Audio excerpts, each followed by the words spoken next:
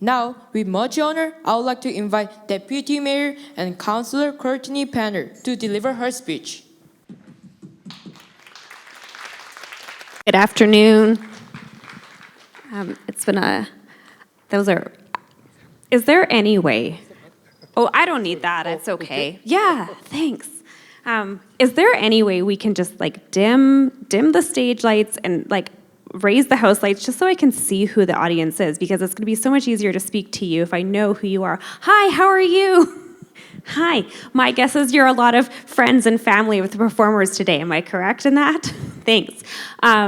Thank you, Korean Social Services Center, for hosting this event and for inviting me to come be a part of it and to speak to all of you today. And I know I'm very much speaking to the small audience, but hopefully some of the presenters who are getting ready can hear this as well.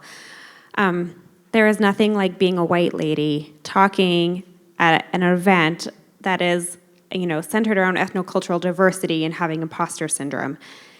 But as I was thinking about this, it made me reflect on the fact that those imposter syndrome feelings are likely what many of you feel every single day, and I can only know just a little bit. And I reflect that, being here and doing the work that we're doing in the city is a continuous learning journey. And there are always things that I have to learn from my colleagues that, as a white woman who was very much raised in this city and have listened to, frankly, racist tropes from my family my entire life, that I've had to decolonize my brain, and I've had to actively work to be anti-racist so that I understand the lived perspectives of people who have come here and people who were born here who experience a different kind of city than I've ever experienced. And so what does that look like in our city, and what are the things that we have to do? So I think of things like transit. We talk a lot about transit safety. And a lot of the conversation around transit safety has been around our unhoused population and individuals who are consuming substances and how that makes people feel uncomfortable. There are components of transit safety as a person of color that have nothing to do with those unhoused individuals or those people using substances. It is simply the fact that you are targeted, whether it be through microaggressions or overt actions, because of your race.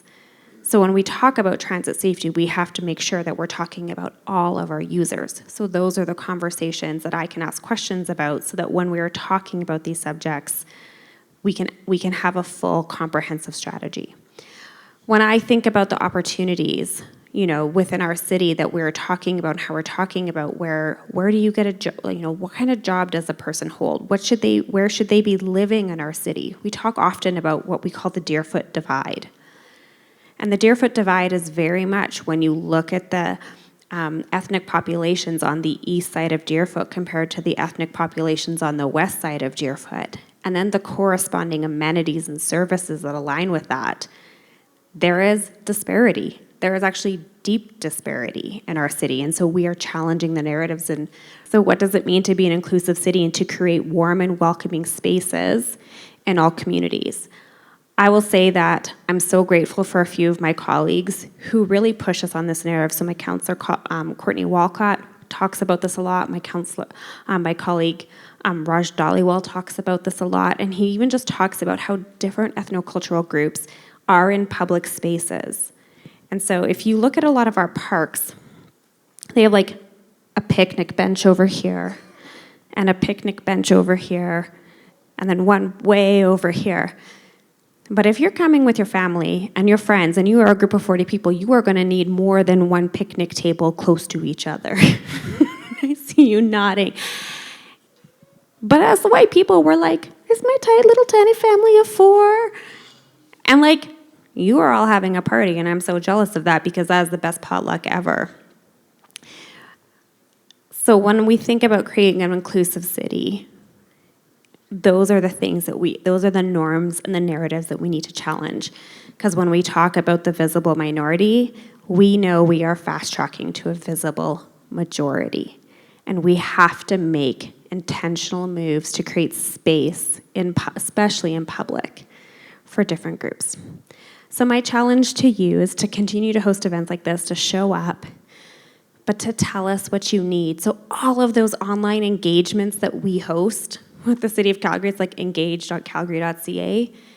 When we do parks engagement, we're doing a lot around recreation right now. We need to hear your voices there. We need to hear you say, these are the sports or the activities that I want to do. This is what I want my park to look like so I can host my family in public spaces. And then I can do my best to take those narratives and champion them and bring them forward. So best of luck and much encouragement to all the performers today. Thank you all as family for joining today in the conversation and the showcase and for supporting your family member and your friends in the pursuit of the thing that they love to do. I think there's a lot of dance and music today, which is always a joyous occasion. And thank you for showing up and for making our city a better place. Thank you so much for such a heartwarming speech, Deputy Mayor. I was really touched by your inspiring words, which I highly agree on from my past experiences. There are many steps left to take for us to truly become one, but the first step we have to take is being aware, and your speech has really been enlightening to us all here today.